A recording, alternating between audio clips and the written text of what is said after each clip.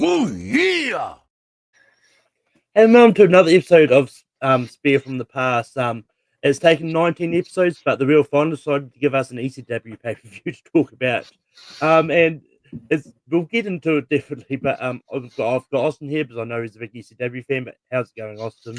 Yeah, no, this is an interesting show. The ECW in the summer of '96 was actually pretty hot. They had a lot of storylines going on. The crowd was into a lot of stuff. Not quite technically a pay per view, but released on home video, sort of as one. But still, yeah, an interesting show. Got a lot to talk about here.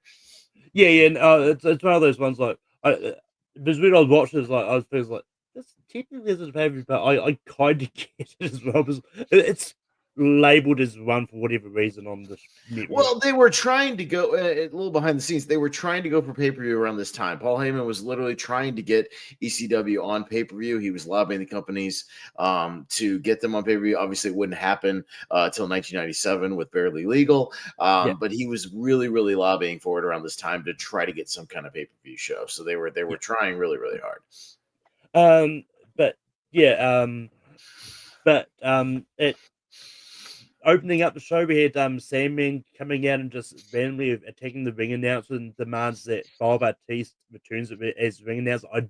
I don't know what the story is. I'm not if you know anything about this is Joel Gertner, who would then come back later as the as basically the Dudley Boys ring announcer about a year later, their personal ring announcer, and is when he would start doing the sexual innuendos in his introductions. But for a little while, he was kind of this annoying announcer that everybody hated. So they opened up the show with him starting to do his shtick and then turning around for a second and Sandman coming on and absolutely caning the crap out of the back of his head. Holy crap, he nailed him with this damn Singapore cane and then just broke the cane right over his back about a dozen times. And listen, I've been hit with a Singapore cane, like one of these kendo sticks in the back of the head. It sucks. So that had to have sucked. It's really, really bad. Yeah. But moving on to the first match we had the franchise Shane Douglas versus Mikey Whipwreck. And this is one of those matches that I had a lot of fun. I thought it was good, even though it didn't it's one of those Mikey Whipwreck had his leg targeted so much during that match. He could do a lot of moves with that injured leg. So it's like yeah. wasn't really selling that much. But also, what did you think about this match? Yeah, no, it's not a bad little opener. This is around the time Shane Douglas, he came back from his little WWF run, as Dean Douglas, and he was kind of reestablishing himself here and getting back into sort of title contention. He was very much like a ground-based kind of wrestler. Mikey Whipwreck, had elevated himself a little bit from being sort of a job guy, in like 94, 95. It's the story of a lot of Mike Whipwreck matches. He gets his ass kicked for most of the match, hits a few flashy drop kicks and a missile drop kick here and there. But Shane Douglas mostly beats the hell out of him for the most part. He had a nice dive to the front row. That was a lot of fun. The crowd got into. The crowd always liked Mikey. They didn't like Shane. Being really arrogant. Just Shane kind of beats him up. They go a little back and forth at the end. He hits a quick belly to belly and 1, 2, 3. But not a bad little opener. Crowd was I'll give it right off the bat. The crowd was pretty good for most of the show. They were into everything. So the crowd definitely helped this show kind of move along. I'll go with my nitpicks and quibbles throughout the show, but the crowd certainly isn't one of them. They were into everything. And it's rather we'll definitely get to a section of the show which really bugged me, but it's like because of how entertaining it was, I didn't mind it too much. But moving on, after Shane Douglas and the Whipwreck, we had Joey Styles come out introducing Hardcore Heaven and that, but then he was also brought out Stevie Richards and the Blue Meanie dressed up as Baron Von Stevie, who I think is supposed to be someone. Baron Von Raschke. It's Baron Von Raschke, a famous kind of German wrestler from that time. Yes. And then they had Blue Meanie come out as Blue Dust, who's obviously a parody of Gold Dust. I don't know what the segment was about. From what I could gather is they were trying to find a valley for Raven, but I don't get it. So that was the main thing. Stevie and Meanie around this time and the BWO were doing a lot of parodies, and eventually this would kind of build to their famous parody of the NWO of the BWO, Malcolm. So this was like they were kind of building up to it. They were doing different parodies of different wrestlers, and sort of the culmination again was their big parody of the NWO that would stick with the BWO, and that's what they did, for all the reunion shows and everything like that. So it was kind of a building thing where Stevie and them were doing these gags. Most of the segment was just them trying to make Joey laugh. They were really, really trying to make Joey Styles laugh and almost succeeded in a lot of it. But I did enjoy Joey he keeps doing like the claw thing because Baron Moreski used to do kind of the iron claw, like Eric's, and he goes to put the claw on Joey, and Joey just like swats him away. He's like, "Get the hell out of here!" Like just runs away, and the crowd popped for it. So that made me laugh. I enjoyed it. Yeah. I mean, it's one of those ones like just having a show which only had like solo announcers. I couldn't tell if there was anyone else there, but I could definitely help. I think it was mostly Joey Styles. It's all Joey Styles. He was alone until about 97 or 98. Joel Gertner joined him for a few shows here and there. Tommy Dreamer joins him for Barely Legal. And then later on in like late 98, early 99, Cyrus, aka Don Callis, who's still in the business today in AEW, would join him as kind of a permanent color guy. And they had really great chemistry when I love Joey Styles and Cyrus. But yeah, for the most part, up until about 97, 98, Joey Styles did all these shows solo. He was the only guy to really do that and to not really have a color commentator, and he was pretty good at it. But next up we had a tag team match with the Full-Blooded Italians, which was JT Smith and Little Guido, who most people might know as Nunzio, and they facing the Dudleys, but not Devon and Bubba Ray. It's Big Dick Dudley and Bubba Ray. A whole bunch of random other Dudleys as the but the match was very slow to get started. But the preamble with the Dudleys and just because apparently it was a thing that Bubba Ray couldn't say his name. He did a stuttering gimmick for a long time, for like almost a year, where he couldn't say his own name, he couldn't say other people's names. It was let's get ready to and then everybody would like smack him in the back of the head trying to get him to say things. So he did this like stuttering gimmick for a while, and it was a big deal tonight, Malcolm, when he finally said his own name without stuttering. So he finally says Bubba Ray Dudley, and that's when he gets the thing. But yes, Bubba and Devon were not part of the original Dudleys in ECW. It was originally Dances with Dudley, Big Dick Dudley, some of these other guys, and Bubba and Devon were Dudleys later. And kind of the thing at the end of this match would eventually lead to Bubba and Devon kind of taking over as the primary Dudleys over the next year or so. I mean, in general, this match was kind of really confusing. So I don't know if it was supposed to be a tornado tag or regular tag team match. It's ECW, so it doesn't matter. They just do whatever they want. But then, like at the end of the match, Devon turns up and attacks the FBI, causing a DQ. And then turns on Bubba at the end there. And it's one of those ones like this is one of those ones where I kind of don't know where the storyline was here. It was like the feud between Devon and Bubba. I don't know if you remember. So Devon was trying to goat Bubba Ray to kind of break off from being tormented by the rest of the Dudleys and being kind of crapped on by all the other Dudleys, and was trying to get him to sort of bring out his full potential. So, like I said, eventually it would kind of lead to Devon goading Bubba out and bringing out his confidence, and them teaming up eventually in the next year or so as the Dudley Boys, like proper, as we know them, as Bubba and Devon. So it was him kind of interfering and really kind of just trying to goad him out and, to kind of go on his own and break away from all these other guys. So that's sort of where it leads to eventually. But yeah, this match is like, it's mainly just kind of a squash thing. The Dudleys just kind of squash the FBI. They're beating the hell out of JT Smith and Guido. And they the FBI tries to get a comeback, but Devon, interferes and just wipes out everybody. And I don't know if it was a DQ or a no contest or what it was. There was a lot of that on the show tonight. So, matches just kind of end, and just don't really go anywhere. But yeah, I mean, it was, again, a lot of these were more just keeping storylines going more so than the actual wrestling. But then next up we had Taz, who had brought Alfonso the Eliminators, RVD, and Shane Douglas on his side. versus Paul Barlens of Paul Varlands, yeah. yeah, who I believe is an MMA fighter, Hmm. and I think they called it a shoot match or something. But Yes. it was a short match, but it was fun for what it was. But what did you think of this match? Yeah, this was a storyline where Taz was like choking people out left and right. They were trying to get him over as like this, submission machine, this kind of almost like a shoot fighter. They started doing this cross promotional thing where they were bringing in MMA fighters to challenge Taz, and they were doing these sort of work shoot fights. Apparently, this guy Paul Verlin, just a little behind the scenes, didn't really want to do the job for Taz here.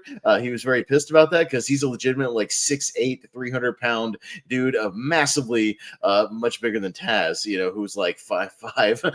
A much smaller guy.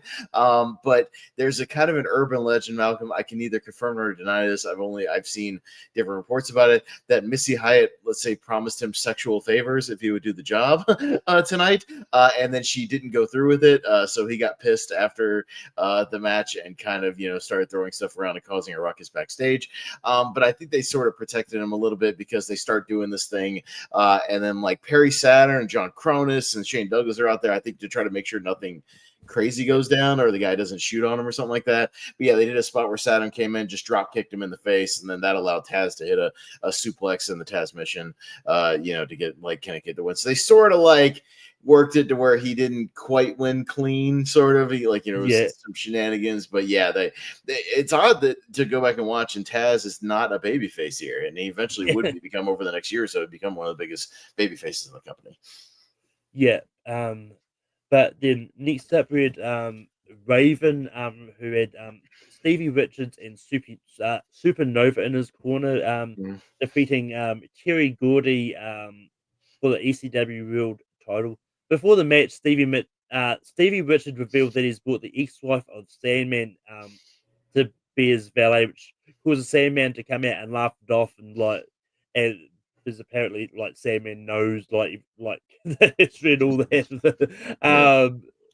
But and then from the get go, Gordy just sort of lets loose on him. Dude, he beat the shit out of Raven in this match. He beat the shit out of Raven in this match. Holy, oh my god. Yeah, and it's one of those ones like the fact that Raven, like it's one of those ones like after watching like with Terry Gordy just beating the shit out of Raven, like the fact that Raven still managed to put out the win is like, even though I know like a lot of these are scripted, but like it's one of those ones like the fact that they had Raven win after all that, like it is still surprising to see happen. Yes. No, I mean, the crowd was like super into this. They were excited to see Terry Gordy because he had been in ECW back in like '93, the early days of like Eastern Championship Wrestling. And this is after he had some health problems. So he's not quite the wrestler he was in the '80s, but he still got a big pop. Yeah, crowd was like super into him. They brought in the crowd for a while. Raven's bleeding all over the place. Terry's just like clubbering him and hitting him with chairs and just throwing him all over the place. And yeah, there's a great sequence that the crowd went nuts for because Tommy Dreamer kind of gets involved after like Stevie super kicks Terry Gordy, so Tommy Dreamer gets involved and like DDTs him, and then like Brian Lee comes out and choke slams Dreamer, but then Gordy power bombs Brian Lee, and like crowd goes absolutely bonkers. They're jumping up and down for that, but then like Raven's able to kind of get his his DDT and yeah, kind of escape with the win. It's very similar in WCW, Malcolm, when he would escape because the flock would help him, things like that. His his little cronies would help him out. So I mean, yeah, there's a lot going on here. They do the stuff after the match. That was kind of a famous storyline where Raven had sort of abducted his real life son Tyler and had like brainwashed him to like worship. It's like the famous clip where he goes, "Daddy, you're drunk. Now I worship Raven," and Sandman's all distraught, which I forgot happened in the middle of all this scrum. But yeah, there's a lot going on here, but it was not boring to say the least. Oh yeah, and I was actually just going to touch on that post match thing too, because the acting from Sam is like you could really feel how Sam was feeling in that moment. Like Yeah. he was really selling that. Like you could tell that like Sam was really upset, and it's just one of those ones like. If I had no idea like it was a storyline, I would have just thought that it was actually really happening. But Yeah. No, it was But good stuff. Yeah, it's a pretty famous storyline, and yeah, yeah, between the Sandman and Raven around this time. So yeah, it was a big deal. but then next up, we had the Eliminators, Kronos and Saturn versus the Gangsters, New Jack and Mustafa Saeed, Mhm. which ended in a no contest after the Samoan Gangster Party attacked the Gangsters. Like the match barely gets started before they kind of get Oh yeah, attacked. It's like, and almost it, immediately. It's like 90 seconds into the match. Yeah, they're running in there. yeah, Yeah, And I'm just going to lead into the next. I mean, it's listed on Wikipedia as a match, but I don't think it was ever a match. But after that whole beatdown, the Eliminators then sort of demand the Bruise Brothers come in and fight them instead. So we get the Eliminators versus the Bruise Brothers, Don and Ron, which then ended in no contest. And it's one of those ones like it was just like two brawls in a row, but even then, unlike WCW, where if they could have like two, 3 or 4 things in a DQ, like it could be boring. It did not felt boring in this. That brawl is just so entertaining in this. But Austin, yeah. what do you think about like this?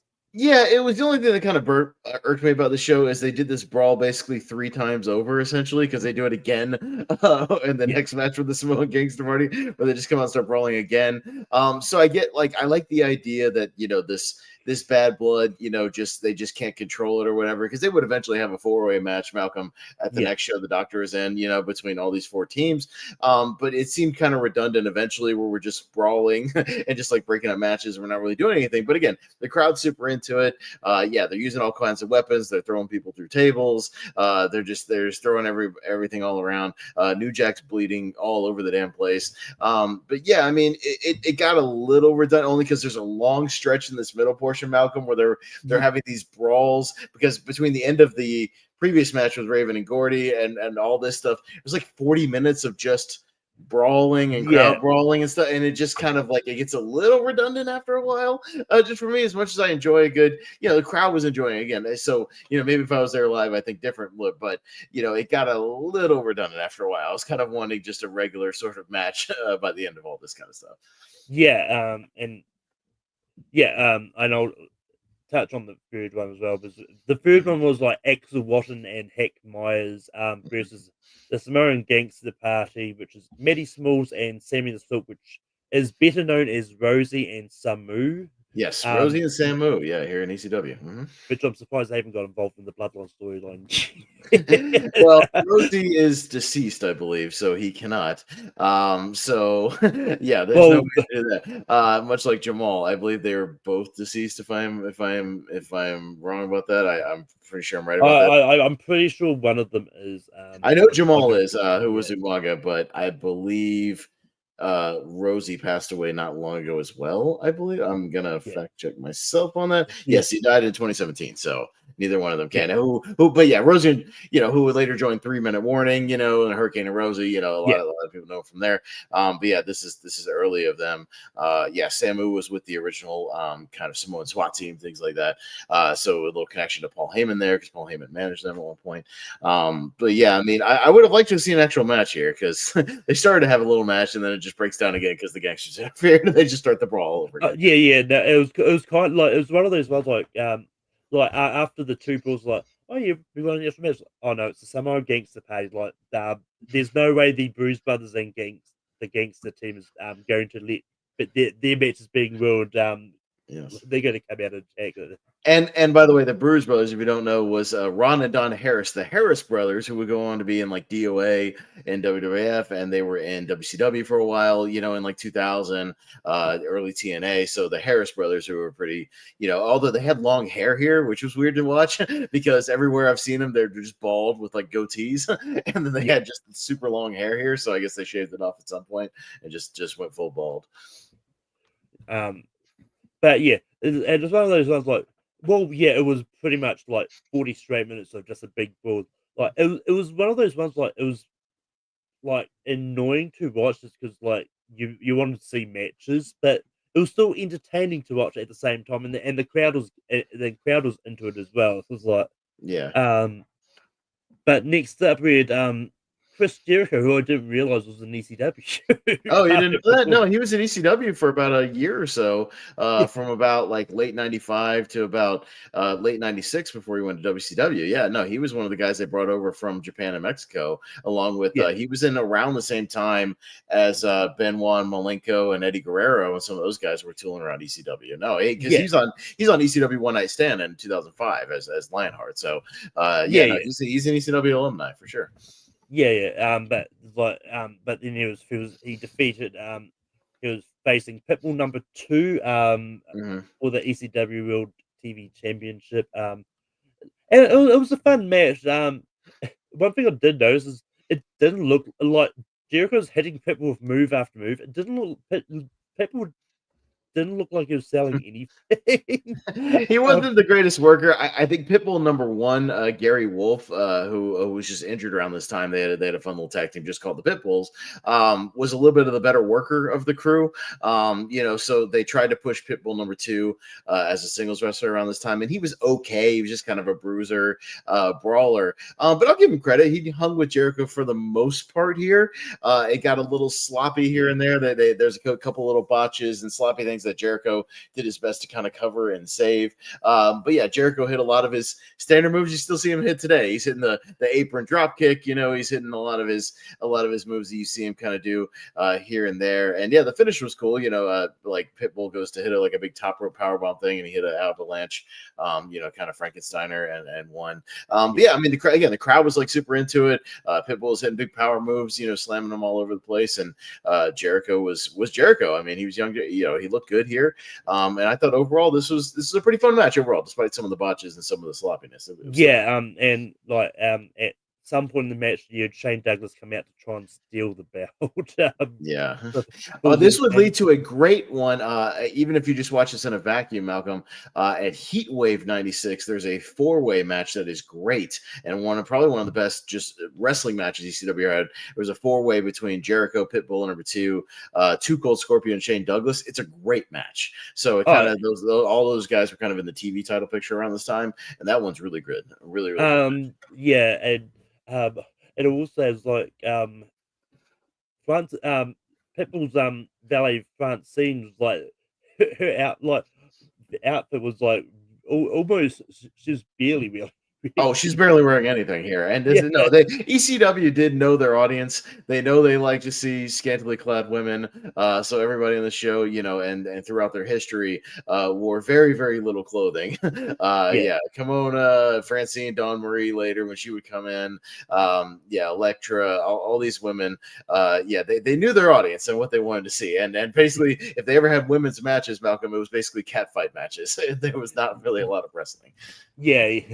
Um, but then next up we had Tommy Dreamer who had Belula Beulah, McGillicuddy who Beulah McGillicuddy, yes, that's his real that life wife, relation actually. to like I don't know. I know it's not a relation to Malcolm McGillicuddy, who's the son of Mr. Perth, but is the name any connection with there? Is No, not really. It's just kind of a gimmicky name. But Beulah and Tommy were real life husband and wife, though, for real. yeah, yeah, Yes.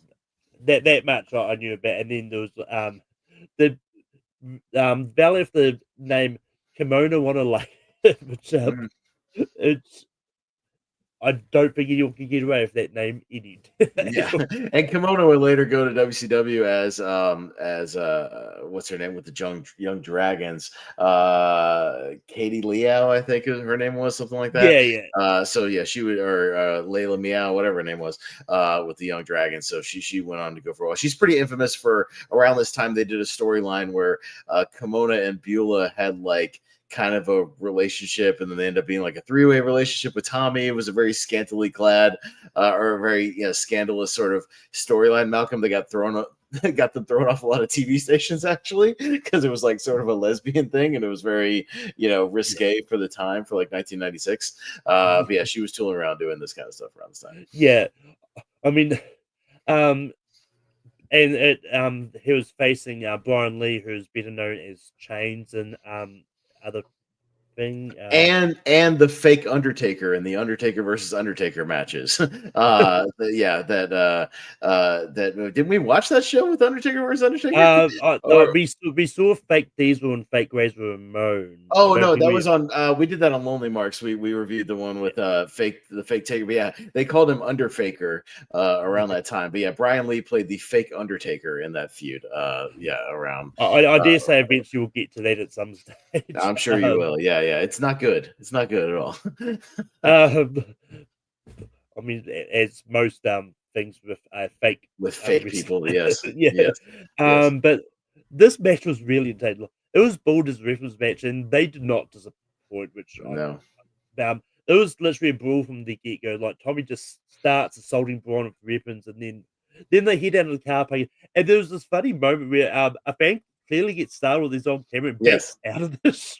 They like burst through the door, and the fan is like, "Oh crap, a camera!" And he jumps out of the way. Yeah, and he doesn't want to be on camera. But yeah, they brawled over the parking lot.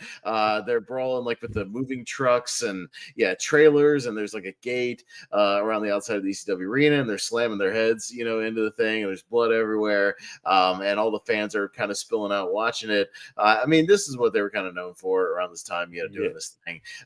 Again, fans are super into it. They're handing everybody goofy weapons. One guy had a drum like symbol he tried to hand Tommy at one point, like a drum, a drum set. So it was kind of a fans bring the weapon sort of a thing. But yeah, again, it wasn't boring. It was a fun little brawl for what it was. And Brian Lee was not the greatest like pure wrestler, so probably the best way to use him is just to have him, just beat up Tommy a little bit. Yeah, and I just like the fact that the finish was like when Kimona flashing Brian is like just distracted enough for Tommy to get the win, and then afterwards, the Bruise Brothers clearly hadn't finished beating up people, and they come out to help Brian Lee just destroy Tommy. It's a DOA reunion, Malcolm, before DOA was a thing, because they were all in DOA and WWF. It was Chains and Skull and 8 Ball here beating up Tommy Dreamer. Yeah, they were going to be in the motorcycle gang together in about 2 years. But yeah, moving on to the the choke. Don't forget the choke slam through that they then cut to there's a little bit later, but they go to the Eagle's Nest is what they call it, and primetime choke slams Tommy Dreamer through a stack of like 3 tables. It was pretty brutal after the match. Yeah, it was really nasty. Yeah, and then moving on to the main event, which was Sabu versus RVD, which I didn't realize, but it's like apparently this was like an hour after the previous matches because they had to fix the ring. The ring was broken. It broke during the previous match, and the ropes during this match are still super loose, like they're very wobbly. They're not as tight as they're supposed to be. So RVD and Sabu had to kind of improvise a little bit, do a little more, stuff in the crowd than I think they wanted to. But somehow Sabu defied the laws of physics and kept bouncing off these damn ropes and doing these dives, and I don't know how he did it without killing himself. Because it's one of those ones. I think as Joey said on the commentary, is like they were given the option to not have the match, but like they were willing to wait an hour to do it. So they all credit to them, and they made and the match was really enjoyable. Like and I'll give them credit. Like they made things work with how especially when the ropes like really weren't doing what they wanted to. But because I think it's very similar to I think it was whatever PLE WWE recently had in London, where apparently there was ropes causing issues there as well. Yeah. No, it's still a very fun match, though. Yeah, these guys did their best to kind of work around it. So Sabu's doing dives into the crowd, on RVD, and RVD's doing the same thing. They're jumping off the apron. They're putting each other through tables, ringside, doing the spot where, Sabu like jumped on RVD and like DDT'd him through the table to the floor. Like that was pretty brutal. Somehow Sabu was still able to do like these triple jump moonsaults, off the ropes. I don't know how, but he was, without killing himself again, still doing their thing. This was their second or third match, Malcolm, they would have in their series, Yeah. because the ending angle here, which I'm sure we'll get to in a second, set up a different gimmick match or a Yeah. different stipulation match at a show called The Doctor Is In about two months later, something like that. Yeah, and it's just one of those ones like but yeah, it was a fun match. And yeah, it's one of those ones like I watched it last week. I didn't actually take notes of the finishing angle, so I'll let you talk about it. No, I mean, the finishing thing was Sabu always did this thing called an Arabian facebuster, where essentially he would kind of dive off the top and like put a chair underneath his Yeah, leg and kind of do like a leg drop with a chair, sort of thing. And again, RVD, this isn't quite the RVD we would kind of grow to sort of see later, in like 19, he really didn't come into his own till like 98, 99. I mean, he was a staple in ECW, but he didn't become like RVD, Mr. Pay-Per-View, yeah, Mr. Monday Night until a little bit later, but he's still very athletic here. He's still pretty green. But like they had good chemistry. Again, the crowd was super into all the dives and the stuff they were doing. I wish the ropes had been a little tighter because they could have actually probably hit, done more stuff inside the ring. But they still had a good match. And yeah, the angles at the end where they're being kind of stretched out would lead Malcolm to a stretcher match that they would have about 2 months later, which I've seen that one a couple of times because it was on one of my ECW compilation DVDs from back in the day. So I've seen that one a couple of times. But yeah, then eventually they would team up and be a tag team for a little while. yeah. But that is the pay-per-view. Austin, if you go back in time and change a booking decision from the pay-per-view, what would you change? I would just have all those guys have an actual match with a finish, like that brawling sequence we were talking about, that 40 minutes of brawling. Yeah. It just got a little redundant. I would actually just have them, be in like a four-way, and actually just have an actual brawl or some kind of weapons thing or something like that, and just have a match and then have some team go over. You can have the Eliminators go over. It's fine. And just do something and maybe shorten that up just a little bit. Just maybe let them give them 15, 20 minutes, just have a real fight. And I just wouldn't have, these guys coming out over and over and over again, because I know the crowd was enjoying it, but it got a little redundant after a while. So I would change that. Yeah, that was pretty much the same as mine. Yeah, that's the main thing I would change, is that middle section right there. I would just tighten that up a little bit. That's all. Yeah, and like even if they to change things around a little bit and maybe like put like Axel Warren and Heck Myers versus Simone like to a little bit later to then again you'll still have that, so to take advantage of the fact that the ring had broken. Obviously, you couldn't predict that it was going to happen either. But but Austin, overall, what would you rate the pay-per-view out of 5 stars? Yeah, it's interesting. I'm a little conflicted because it's still an entertaining show. It kind of is very breezy. Again, the crowd helps with that. The crowd was super into everything. They were reacting to everybody. They were reacting to all the storyline stuff. There is some good storyline things mixed in with the matches.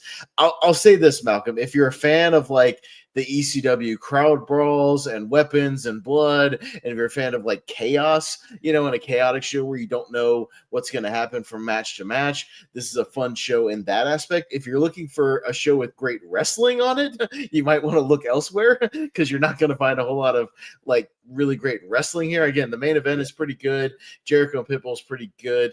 But like there's not a lot of great like just pure wrestling on this show, which they would eventually, in later ECW 98, 99, 2000 have more kind of traditional pay-per-views where it's like match. A few matches would like lead into another match when somebody would interfere, then they would kind of do an impromptu match, but it had a little more of a structure to it. It's not so chaotic where it just feels like one thing flowing into the other. But I'll give it a 3 out of 5.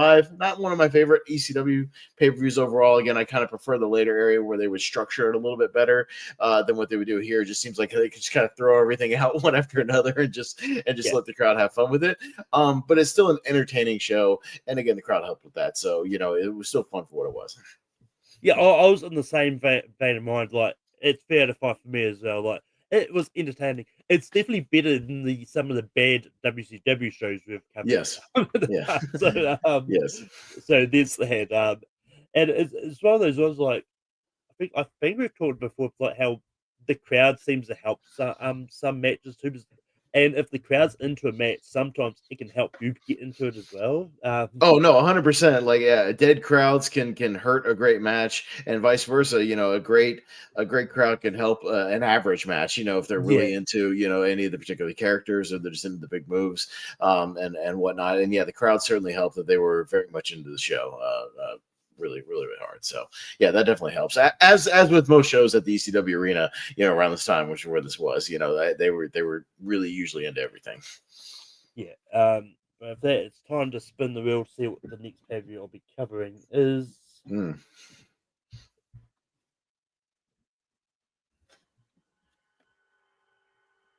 And it's going to be SummerSlam from 1988. Oh, SummerSlam '88. So you're going way back in the Um, time machine. Here you go. yeah, Okay. which I want to say, is that the first SummerSlam?